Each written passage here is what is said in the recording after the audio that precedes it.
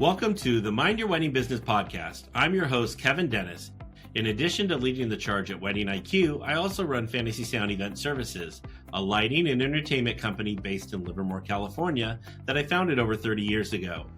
Each week on this podcast, you'll hear thought-provoking and empowering interviews with wedding professionals who have found success in the industry. If you're a business-minded wedding pro who loves love, but also cares about their bottom line, buckle up and get ready to learn from a new industry expert each week. All right, welcome to another episode of Mind Your Wedding Business. I am here with Anthony Lambatos today, and he's going to be talking to us today about heart leadership, which I'm really interested to dive into. But Anthony, before we do, can you tell us a little bit about yourself and how we got you here today? Oh, of course. Thank you so much for having me today, Kevin. This is awesome, and I'm looking forward to the conversation. So I grew up in the catering business, and because my dad started Footers Catering in 1981, and I vowed that I would never be in it because that was his. So, fast forward a few years, and that didn't work out so well. It was 15 years ago that my wife April and we purchased the business from my dad, making that transition to the second generation. And at the time, our whole focus was just, let's create a great place to work. We didn't care about, winning awards or, growing a whole bunch. We just wanted to do something that was fun and meaningful and enjoy it, because we knew we were going to spend a lot of time at work. And so that's what we did. That's what we set out to do. And that has manifested itself into something that just beyond what I ever could have imagined of where we are today and where our team is. And we've gotten a pretty good reputation for what we've done on a national level. And that sparked us to start another company called MIBE. And MIBE is the acronym for Make It Better Every Day. And through MIBE, we get to provide education primarily for the hospitality industry. And it's all around heart leadership and being intentional about creating a great place to work. And so we do that through workshops, and we have an annual summit. We have a MIBE monthly program. And it's really what I'm passionate about, is how do we help other companies get to a spot where their team members find more fulfillment, not just at work, but also in their lives. Because we spend a lot of time at work, and these two things go hand in hand, which I know we're going to dive into today. But that's where we are. We still have Footers Catering in Denver, Colorado. We cater a multitude of events, have an amazing team that makes that happen every year. And we also have an event center called Social Capital. We're all under one roof, the Footers headquarters and Social Capital and MIBE. It's a 40,000 square foot building, but about half of it is dedicated for venue. So Social Capital is our event center that we opened in 2021. And so that is also part of our scary time to. Yeah, it was a scary time to be opening an event center. Well, we bought the building in December of 2019. So wow, even factors into more of the scariness, and the timing was not ideal. Yeah, at least you were. Well, and you're being in Colorado, you guys were a little bit more opened up than we were here in the wonderful state of California, where I'm from, because we were locked down from March 17th of 2020, and we literally did our first event for 20 people in February 14th of 2021. So we almost went a whole year with no work. So it was time. We're moving forward. We're talking about good stuff here today. We're not looking backwards. So, all right. So let's start with kind of with the basics. What is heart leadership, and how is it different from a traditional leadership style? Yeah, great question.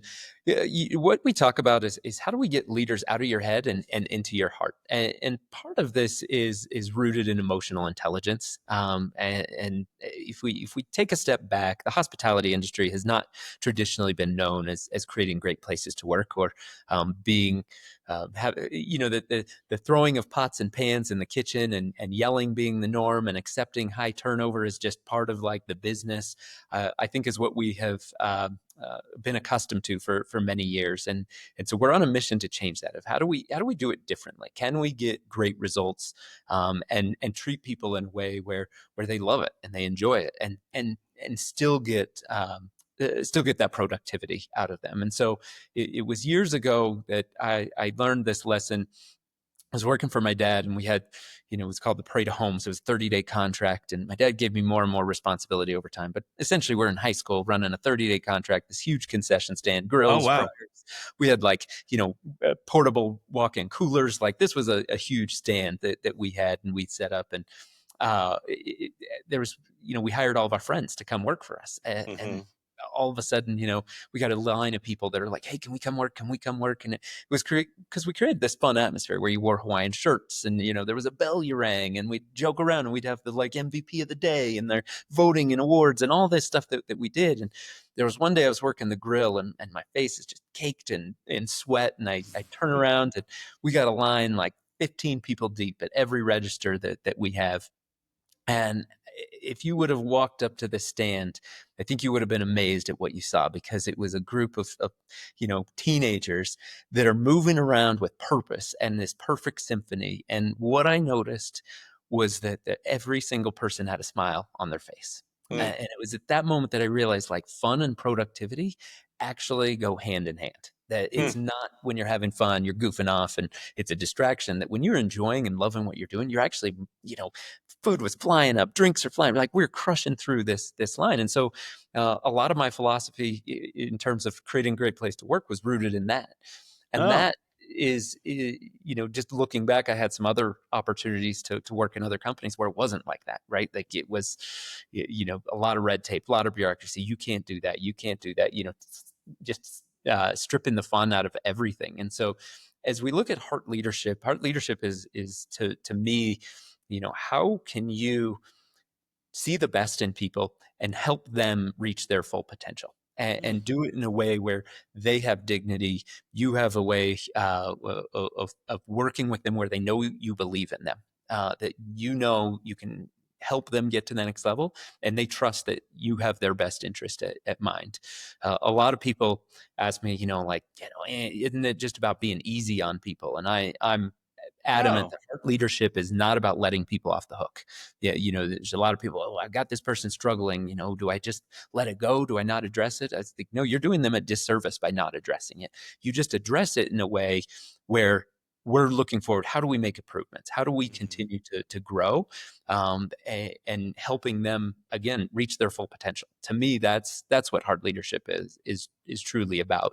And I think we can help people reach new levels of success, as opposed to the traditional, I yell at you, things get done, but am I really excited next time to do whatever you need me to do? Probably not, right?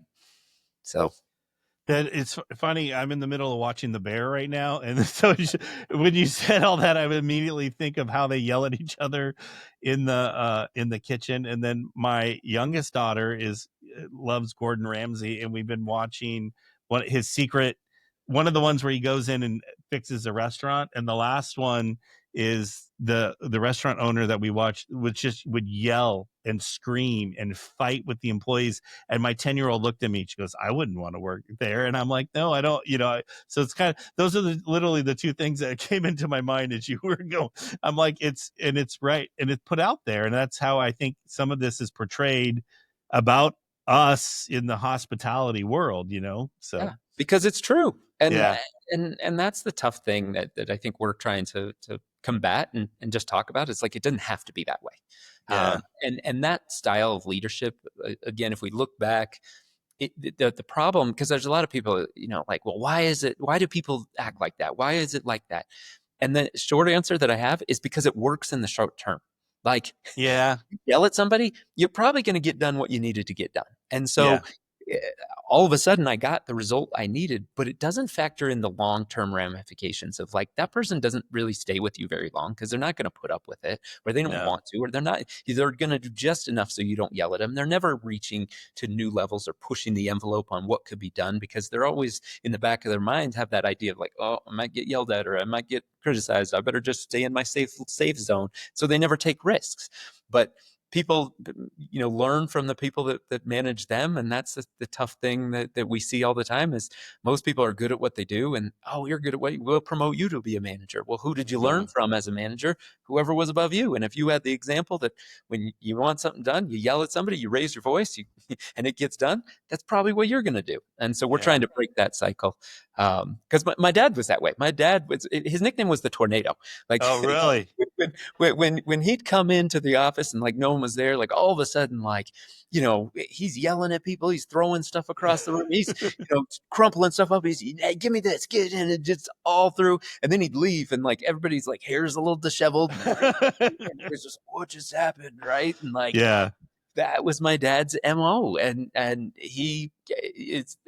there's amazing stories. My dad is a hospitality consummate pro, just like guests that tell stories to me all the time. Your dad did this for me, and your dad is amazing. Your dad, and he would go to end of the earth to make people feel incredible in terms of hospitality, but a lot of times he'd run over all of his people in doing so. And so that also is, I think, rooted in why I do what I do today, because I want to do it differently, and I want to share that it doesn't have to be that way.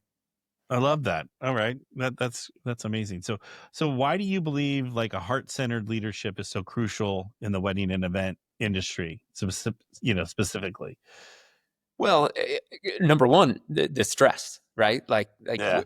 I talk about it, live events. It's hard. Like we can't have a redo in this, right? Like we talk about that a lot. Like this is your one shot, and we got to get it right, and we've got to make sure that it's all button. So the stress is high, for me, when I look at the top performing teams that are out there, it's teams that trust one another, right? In those situations where things get tough, things get difficult, you're in the trenches, things aren't going, anytime you're doing a live event, you can't prepare for everything that's going to happen. No. Right? Like there's no way to prepare for every situation. So you have to know that going in, something's not going to go as we planned it. And when that happens, what are we going to do? Are we going to band together and figure out how to make it work and put on a great result that the clients never even knew what happened?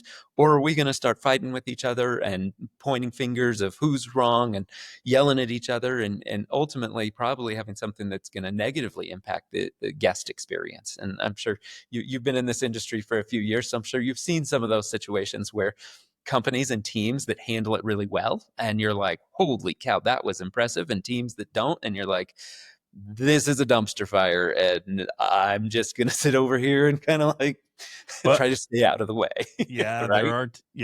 I mean, I can think back to a wedding where like the photographer was losing her mind, like because she was kind of meek and didn't have a commanding voice, and the family, it was a huge family, and they overran her. And she was just like screaming and yelling, but it wasn't productive. Yeah, it literally, that just happened a couple months ago. So it just made me think of that. So yeah, I think that's the first part that I talk about. The second is just never underestimating the impact of turnover on your business. Business is so much easier when you've got a consistent group of people that have been there, done that have experience, right? If you're always having to train new people, you can get it done, but it just takes a lot of work and it's not very efficient. If you're creating a great environment, you're all of a sudden building a team that is more prepared, more equipped to do some amazing things and produce amazing events. And instead of focusing on the bare minimums, they're thinking at the next level of what are the guests' needs, right? Like there's a difference between somebody that's showing up at an event and knows that they have to set a table and they got to go put a plate down. And then there's that server that's like, that face doesn't look right after I put that plate down, right? Like, ma'am, is everything okay? Oh, I'm a vegetarian, right? Like that's the level that a server, in my world and catering might be thinking at. And it levels up from there, right? Just like the more experience you have, the higher level of service you're going to be able to give. So if you're always running through people because you're not a heart leader, then you're going to have constant turnover and you're going to constantly be at this state of adequate, but not exceptional. And the companies that really truly care about their people, that invest in them and retain them over time, you see them operating at that level where it's a much higher guest level experience. Yeah, and I think that goes overall, just building a team and then having a good set of vendors on the outside as well. So if you have that constant person when you go to that venue, you're like, oh, I'm going to be working with Susie. Oh, Susie's great. I don't have to worry about everything. And then all the vendors all kind of fall in line, and it all kind of comes together beautiful. Oh So, yeah. yeah. Well, and you think about, like, I joke about this, but like, when was the last time you had a terrible experience, like service experience with somebody, like a hotel or a server or something, and you thought to yourself, wow, I bet that person really loves their job, Yeah. right? Yeah. And you flip that and you're like, you think about those amazing experiences you have where somebody is just exuberant and excited to serve you. If you create an environment that is so fertile and to grow people that love doing that, all of a sudden that experience that they give to their clients is exceptional. It's the next level. And it's what we talk about a lot, that for so long our industry has been serve the guest, serve the guest, serve the guest. And our philosophy is yes, but let's serve our people first. Serve our people, serve our people, serve our people, and then they will serve the guests. And so it's a little bit of a different the mindset that we have and that we teach at MIBE. Yeah, I love that. Serve the people to serve the guest. That's a good approach to do it. And it's funny as you're saying that, I can think back to some like amazing experiences, and you could tell like I had an experience at the Michael Mina restaurant in Las Vegas at the Yes. Bellagio, and the gentleman literally has worked at that restaurant for almost 20 something years. So obviously he loves what he does, but it Yes. was still to this day some of the best service I've ever received at a Yes. restaurant. Yeah, but it comes to like, it comes back to everything you're saying, longevity, the whole thing. So Yeah. yeah. All right. So, in an industry that's so fast paced and high pressured, what are some practical ways like our wedding and event folks can lead with heart without burning out? Because I think we all deal with that wonderful burnout word. So, something that's thrown out around, that word, I think it gets thrown out a lot in our industry. So, Yeah, it definitely does, and it's hard. There's a lot of pressure. There's a lot of stress. It's seasonal, right? Like it's I guess California, it stretches a little further than some other places, but in other places I know, like they got 3-4 months where it's like you get them done. That's when our wedding season is, and we're gonna be working every weekend. We're gonna be working multiple days. We're gonna crush and crank this out. That's exhausting, and yeah. it's tough to do, and so how do you combat that? How do you create something that people love being there?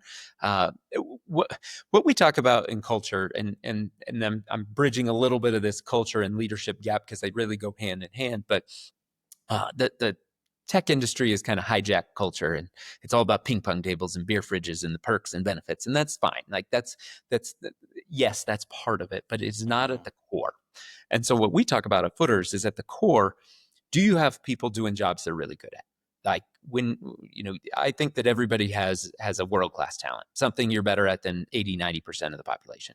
Mm-hmm. Like if you get to do that 80% of the time or utilize those strengths, you're probably going to be really happy, because this comes back to burnout, right? Like if you think about it, burnout's not about the number of hours you're working. This is the mistake that people make, is they think like, oh, I work 25 hours. Like if you think about a project you worked on for 10 hours straight, and then like at the end you were energized by it, right? Because it was Mm-hmm. something you loved. Like this is awesome. Like you like time just sped by because you were like, wow, I'm doing what I'm making progress. I'm getting closer to what I wanted to do, but I'm utilizing my strengths, right? 10 hours and you're fired up at the end. And you contrast that with working on a project for an hour that drains you, right? That Mm-hmm. like is so miserable, and you like time couldn't go faster, right? At the end of that, you feel exhausted. And so when we put people in jobs where they're utilizing their strengths, and even as owners, as executives, when we put ourselves in a position where we're getting to utilize our strengths 80-90% of the time, the risk of burnout decreases dramatically. So that's number one that we talk about, is putting people in positions where they utilize their strength.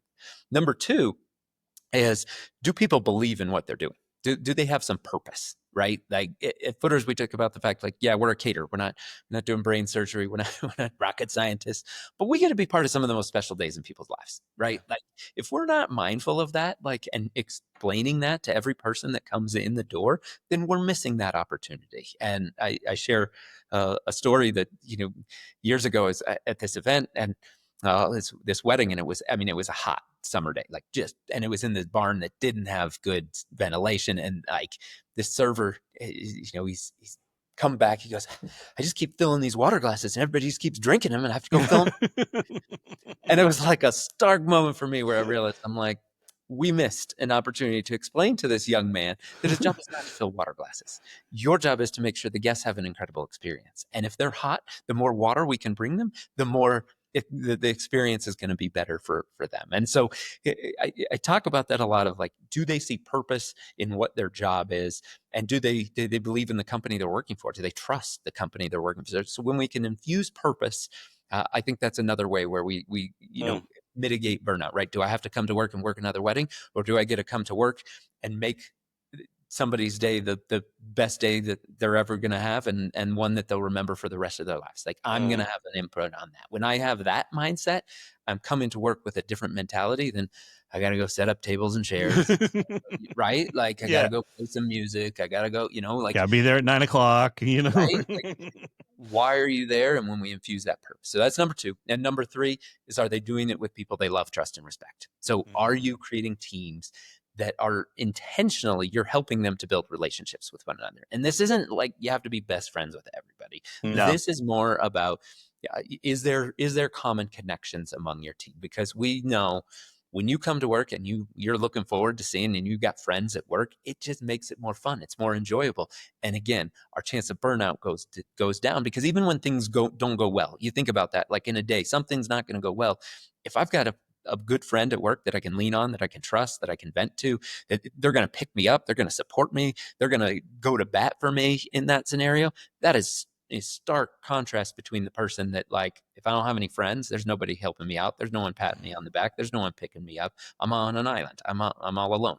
And so being intentional about creating those relationships. So those are the 3 things that we talk about in terms of creating that environment. And I think those 3 things are really key to reducing the impact of burnout. I love it. I love it. And it almost seems like, to me, it's a mindset. It's your mindset as you go into it. It's what I was thinking of when you were going through that. So, yeah. All right. So a lot of people in the wedding event industry don't have teams. Like, we each have kind of teams to work with. So how can, like, a solo business owner, like a photographer or planner, apply, like, heart leadership to principles, even if they don't have a team? Yeah, well, I look at a lot of those people that they've got teams that maybe not they're under their company umbrella, but when you're at a wedding, you're part of that team. And so what are you doing to enhance that experience for everybody? You've got vendors that you love working with, that these are the people that I want on the team when we're in the trenches. Okay, so what does that look like? Who are the people that stand out? And I think it's the people that are going along this philosophy. We have 4 convictions at MIBE that we talk about, that we come back to. And the first one is value people for more than the job they do, right? Okay. So this applies if you have employees, right? If I've got, a server on my team, do I just care that they're there to put down plates, or do I care that this young man's going to college and this is what he's doing to get himself through college, and he studied to be an engineer or whatever? Like, if I know about him, all of a sudden feels a little more invested in what we're doing, because we're supporting each other. But this translates to, are you valuing your vendors for more than the job they're doing? There's a lot of people that look down on caterers, right? Like, you're just a caterer. Where's my meal? Where is my meal? Yeah. Like, that's what I want, right? Like, okay, yep, sure. Let me go get in front of the bride and get it off the buffet for because you have to eat now, right? Like, they're out there. Yeah, we deal with them, and there's people that are like, hey, you guys are doing awesome. Thank you so much. This food looks amazing. When do you know when we're going to get the meal, or is it possible for us, right? Like, how are you treating? Are you valuing the people that are there for more than just what they're there to do, or are you looking at them just like, that's the DJ, that's this, partners can play in that same vein. So that's number 1. Number 2, we talk about open your heart to be authentic, genuine, and vulnerable. The vulnerability is kind of one of those things, like, oh, it's not about, expressing your deepest and darkest secrets with everyone. It's just being honest and being able to have conversations about what's going on. What are you doing? And again, you can do this with employees, but you can do this with business partners too, and other vendors and other people that you're working with. Are you, coming to them and saying, hey, I need help with this. Is there any chance you can help me? Or, hey, is there anything I can do to help you? Or how are we working together in this? That comes with a level of vulnerability that I think a lot of people don't have, and aren't willing to express because they feel like it might be a weakness. When in reality, that builds a stronger connection among the team because we all want the success of this event. So how do we work together to help one another? The third one is MIBE. There's always more to learn and room to improve. And again, this is, when people see you striving to be better, they're drawn to that, right? Like we are drawn to people that are doing cool things, that are pushing the envelope, that aren't just settling for status quo. And so again, the same thing with vendors and our partners. When we see them doing cool things and launching new products and offering new things or higher levels of service, that's inspiring for us. We want to then up our game because we're like, all right, they're doing cool stuff. We want to do cool stuff too. So these things are all happening within organizations, but they're also happening in larger communities as well. And then the fourth one is surround yourself with a kick-ass team. There's a lot of, you're talking about wedding planners. They're kind of the GM, right, of this in a they lot really of are. they're getting to put together who their team is that is going to execute with them. So are they putting the right people in? Are they making sure the right companies that are going to fit the vision of this event, that are going to play well together, right? Like it's not just, oh, I'm going to hire the best in everyone. Well, if the florist hates the officiant, like and the officiant doesn't photographer, and like you're going to have some friction there. It's going to be a As shit opposed show. to like, Yeah. can all these people work together? So the philosophies that we teach and we talk about, I think are well, while a lot of them are centered in individual companies, they translate to larger groups as well, and teams that work on weddings. Yeah, and I think too, it's like even like for the going back to the GM being the wedding planner, if they're the ones out there that is making the caterer's life easier, everyone's life easier, and they take time to understand what everybody does, I think those in my market, those are the ones that I'm like, oh my God, you get me, you understand me, and Right. it makes it easier. It's easier to sell to their clients, and they're the first people you want to reach out to and Yes. call with. Yeah, it's like, hey, you need planner XYZ because they make your life easier, and Right. They've yeah, coordinated the fact that like, no, you can't put all the tables and chairs out before AV has come and done all the rigging that needs to be done exactly. in the tent, right? Yeah, yeah, yeah, Like yeah. they think about those things and coordinate that and make sure like, okay, we got AV in at this time, catering's coming at this time. Well, it's fine. It's just that same thing just happened to us this last Sunday, and we had we put a big chandelier up. They had an outside vendor bringing in the dance floor. They were doing a dance floor wrap, which is really popular right now. And she's like, "Oh, we have the dance floor coming in at 10 o'clock." I'm like, "Well, our guys are not even going to be there. Can we drive on the dance floor with the scissor lift? No, probably not. So we gotta, And she goes, "Well, I don't understand." And it's, so it's like, how will you have a job if you don't, take the time to coordinate and do everything the right way? Anyway, so Yeah. Yep. yeah. It goes so all over the place. So anyway, so how does leading with heart impact client relationships and overall your like brand reputation, you think?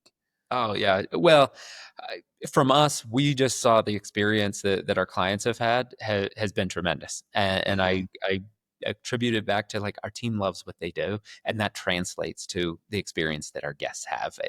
Our mission at Footers is love what you do, make it better every day, and create exceptional experiences. And we want to create exceptional experiences, not just for our clients and their guests, but for everybody involved with that event, our team, the vendors, the venue, everybody involved. Like if we're thinking about that as part of what we do every single day, that makes a huge difference in the service that we provide to our clients. And so back to this, when you invest in your people, when you invest in creating a great place to work, it translates to a better service that you offer, a better experience. And people have to have the technical skills to do what you're hiring them to do. You can't just bring somebody in like, oh, you're a good heart leader, cook this steak, like, right?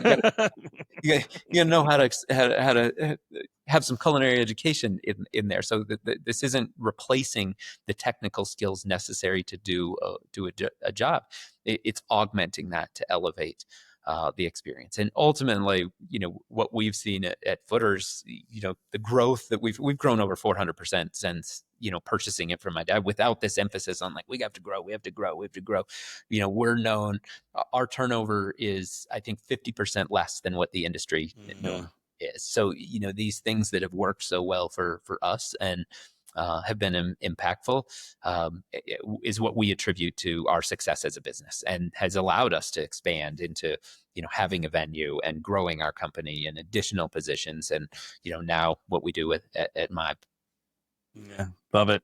It makes complete sense. It really does. So, all right, what advice would you give a wedding pro who wants to start shifting towards a heart-centered leadership today? Like, where do we even start or begin, or go to one of your conferences? I mean, or where? I love it. Thank you for the plug there. Yes. Yeah. I mean, we have our Heart Leadership workshops. The next one's coming up August 18th and 19th in Denver. Our annual MIBE Summit will be January 25th through the 27th, 2026. That's our big annual gathering. But it's all focused on how do we help people become better leaders? How do we create better places to work? And it is an amazing collection of hospitality professionals that come together that have this mindset. So yes, we would love to have people come check it out and see what we're doing at MIBE. But I think that the most important thing is to give yourself a little bit of patience. There's a overwhelming feeling that I think a lot of people get when they come see us or they hear about this and like, oh my gosh, where do I start? This is daunting. I'm a big proponent. That's why we MIBE is so important to us. It's make it better every day. And small incremental changes over a long period of time are very significant. But each day you're not necessarily going to notice. So if every day you come in and you're making these small changes, day after day, you're not going to notice a big difference in what you're doing. Even after a couple of weeks, you're going to look back and be like, yeah, maybe it's a little bit better. But the goal is over the course of a year. If you've done that every day, that you've made something better 365 days in a row, you're going to look back at where you were a year ago and you're going to be embarrassed of where you were. Wow. And that is that it's like a little bit intimidating, but then it's like, wow, that's really cool. Like, how do I get to a point where I can look back and be like, can you believe that's how we used to do that? Can you believe that's how we used to decorate the tables? That's how we used to, right? Like, because we've made so much progress, but it didn't happen overnight, right? It happened in these small incremental things. And so when people commit to that and doing one thing every day, all right, what am I going to do today that's going to be a little bit better, that's going to make my company better, that's going to make my service better, that's going to make me a better leader, then over time you see the impact and results. But it doesn't happen of just like, oh, tomorrow we're going to be a great company, because what we talk about too, it's culture, something you got to focus on every day. We got that wrong early on. We focused all this energy on culture. We created this great culture, and then we went back to catering. And then, a few months later, we were like, wait a minute, what happened to our culture? Like, it's okay, but it's not what it was. And we realized, like, culture is not a project. Culture is something you have to focus on every single day. And everybody has a culture. It's just, is it a culture that you want, or is it a culture that you're designing, or that you're just getting by your team having been there and interacting with each other? And so we really impart on the idea of how do you create this culture by design, where you're intentional about what do we want it to look like? How do we want the employee experience to be? What do we want work to feel like when you're here? And when we start making decisions every day that are intentional, it will add up significantly over time. Yeah, I love it. All right. So what are some common mistakes you see good old wedding business owners make, or event, folks make when they're trying to create a great place to work? Well, throwing money at it is a lazy way to solve the problem. Okay. Is what I say a lot of times. That there's a lot of people that just want to say, oh, just pay people more, or just give them the toys, right? Give them the we talked about ping pong tables and beer fridges and like all the perks and the benefits, and like, yes, those are fine, but they can't be layered on and empty a hollow structure, right? We go back to those foundational things I talked about of using your strengths, purpose in what you do, and loving the people you work with. If you get those three things right, then you can add the fun. But a lot of people skip straight to the fun and they forget about this. And so they want to tout that they have all these great benefits and perks, but people hate each other there. There's no purpose in what they're doing. And you got people that aren't doing jobs that they're really great at. And so they're frustrated and mad about it. And so that's a big mistake I see, is that this takes time and energy. This is not easy, right? And when I say that, people a lot of times like, oh gosh, one more thing that I need to do, right? And I ask people a lot of times when I'm speaking or audiences, I'll say, think about something in your life you're really proud of accomplishing that you would hang your hat on. And then I ask that anybody to raise their hand who accomplishing that task that they're so proud of, how many of you was it easy? For how many of you was it easy?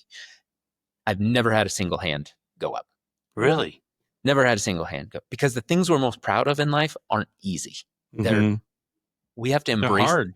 Yeah, it's true. The things that we go through, we wear it like a badge of honor, and we're like, man, that was awesome that we got through that. And so when you get to pick what hard you want to go through, that's when you come out on the other side and you have so much pride in what you're doing. So when we think about culture, like, dive into it, embrace that it's going to be hard. You're not just going to be able to solve it by spending, some money and throwing some money at it. You're going to have to actually spend your time, your energy, and learn, and every single day go through it. And so that's one of the big lessons. The other one, I touched on this earlier, but there's a lot of people that just mistake heart leadership as making it, fluffy and easy for people. And this comes back to that. Like, people don't want easy at work. They want meaningful. I'm willing to work if it's meaningful. I'm willing to do something challenging if I can say I'm proud of myself for doing that. And so let's embrace the hard. Let's talk about how difficult it is. And we're going to attract the people that are drawn to that, right? There's people that want to be Navy SEALs, right? Maybe not for me, but there's people that are like, that's what I want to go do, right? Yeah. And then there's people that are like, wedding industry, that's what I want to go do. We got to go find those people, bring them in, and make sure that they're loving every single day of this, as opposed to the people that just see it as like, one more wedding, another white dress, and they're dreading it. Yeah, it was funny you say that, because I just did a wedding like last summer for a bride that was a nurse. And the whole time she was telling me, she goes, I don't know how you deal with all these wedding people and all this wedding stuff. And I was like, I love it. And I don't know how you deal with blood. And we were like going back and forth. I'm like, give me a crazy wedding any day of the week, and I can make it go. I can work our way out of it, and I'm totally fine. But once you insert blood into the situation, I'm out. I just can't. So I'm like, I admire what you do, because I can't do it. Exactly. It's hard. So there's always someone out there that is good at something else, Exactly. That wants that challenge. Yeah.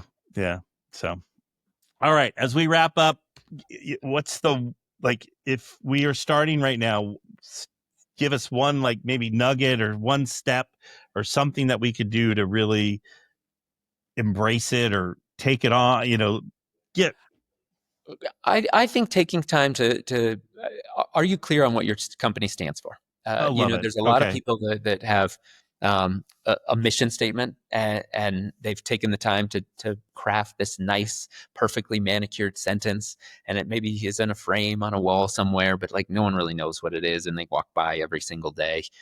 Go back to that and say, is this really why we are doing what we're doing? At Footers, we have our 3-bullet mission statement. We did it intentionally 3 bullets so people would remember it. And you like, it's on the back of our setup shirts. Our team knows what our mission statement is. Love what you do. Make it better every day. Create exceptional experiences. I love that. So when we go back to the drawing board, and especially for, maybe people that don't have teams, like, why did you start this? Like, why are you doing this in the first place? What is your, why do you exist?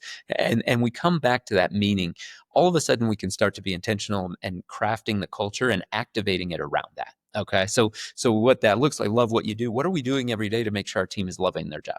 Make it better every day. Are we inspiring people to continue improving every day? Are we mindful of that and creating exceptional experiences? Are we highlighting the experiences that people have had with us? And so we're all of a sudden talking about our mission constantly. It's not something that just sits on a wall. It's nice to have. Everything we do is coming back to that of like, this is why Footers exists. This is who we are as a company. And that's going to permeate through everything. So for companies that are looking to start to take that step back and say, okay, what's our mission? And, the next step is values, because I think these two things go hand in hand. And values is more like, how are we going to operate than the next step of like, how do we integrate with each other? What is the, the 4 5 things that are just critical for us as a company, that this is what we stand for and this is who we are. And they're going to be threaded through everything we do and how we do it. And so starting with those two things, I think are a great place, because then you can build everything around it. And you have this compass of, like, where's true north? Like, this is where we are. This is what we stand for. Okay, I know we're going in the right direction. Let's build around that, as opposed to just trying to we have a company vacation, and a lot of people get excited about, like, we should do a company vacation. That's like, well, if company vacation isn't in line with what you do, like, it may work for me, but it doesn't work for you. So Love it. All right. Well, Anthony, I can't thank you enough for everything that you taught us here today. I mean, it's absolutely mind blowing. I think people need to go and subscribe to your newsletter, because I get your little newsletters, and I think that's message. Yeah, it really goes a long way. I mean, that's a good start, but also, just like you said, put the time and look at yourself and take the time with your culture, and how can you make it better every day for everyone, everyone around. So I love it. Well, thank you, Kevin. I appreciate that. Thank you for being a loyal subscriber. Yeah. and for having me today. This is something I love talking about, and I'm honored to be your guest. Appreciate it. So we'll have it all in the show notes, but how can folks get in touch with you and subscribe or all that good stuff? Yeah. If you check out the MIBE.com is where you can find more information about what we do at MIBE, our events. You can subscribe to the weekly newsletter there. You can find me on LinkedIn, Anthony Lambatos. We'd love to connect with you there. And then on Instagram, you can follow us at the MIBE as well. So those are a couple of the ways. And if you want to reach out to me personally, I'd love to have a conversation on LinkedIn. So please feel free to DM me and let's connect. All right. I love it. All right, Anthony, thank you so much for being here today. Folks, we will see you next time on another episode of Mind Your Wedding Business. Thanks, folks. Thank you so much for tuning into another episode of Mind Your Wedding Business, brought to you by Wedding IQ. If you've got a topic you'd love to hear us cover, or if there's an area of your business you're struggling with, let us know and we'd be happy to help. Don't forget to check out our other episodes on Apple, Spotify, YouTube, or wherever you get your podcasts. And if you're a fan, we'd really appreciate it if you would subscribe and left a review. It helps more wedding pros find us and learn more from our guests too. Thanks again for listening to Mind Your Wedding Business. We'll catch you next time.